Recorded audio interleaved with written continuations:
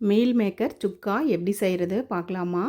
ஒரு கடாயில் எண்ணெய் ஊற்றிட்டு 1/4 ஸ்பூன் சோம்பு போட்டு பொரிஞ்சதும் ஒரு பெரிய வெங்காயம் பொடியாக கட் பண்ணது, 2 பச்சை மிளகா, கொஞ்சம் கருவேப்பிலை போட்டு நல்லா வதக்கிட்டு, இஞ்சி பூண்டு பேஸ்ட் ஒரு 1/2 ஸ்பூன் போட்டு அதையும் நல்லா வதக்கிட்டு, ஒரு மீடியம் சைஸ் தக்காளி, அது கூட 3/4 ஸ்பூன் மல்லித்தூள், 3/4 ஸ்பூன் தனி மிளகாத்தூள், மஞ்சள் தூள் கொஞ்சம், உப்பு இதெல்லாம் போட்டு நல்லா வதக்கிக்கலாம்.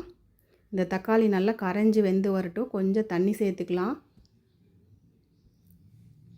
தக்காளி நல்லா கரைஞ்சி வந்ததும் நம்ம 100 கிராம் அளவுக்கு மீல் மேக்கர் சுடுதண்ணியில் போட்டு நல்லா புழிஞ்சிட்டு எடுத்து வச்சுருக்கிறேன். அதையும் போட்டு நல்லா பிரட்டி விட்டுறலாம். இதுக்கு 1/4 கப் தண்ணி சேர்த்து கொஞ்சம் நேரம் வேகட்டும். அதுக்குள்ளே இதுக்கு ஒரு மசாலா பொடி ரெடி பண்ணிட்டு வந்துடலாம். ஒரு 1/2 ஸ்பூன் சீரகம், 1/2 ஸ்பூன் சோம்பு, 1/2 ஸ்பூன் மிளகு, சின்ன பட்டை 2 கிராம்பு, குட்டியாக இருக்குதுன்னா 3 கூட போட்டுக்கலாம், 2 ஏலக்காய் இதை போட்டு நல்லா ஒரு பவுடர் மாதிரி அரைச்சிட்டு வந்துடலாம். இப்போ அந்த பவுடர் சேர்த்துட்டு நல்லா பிரட்டி விடுங்க. மூடி போட்டு ஒரு 5 நிமிஷம் வேக விட்டால் போதும். இப்போ நம்ம கட் பண்ணி வச்ச மல்லித்தழை சேர்த்துக்கலாம்.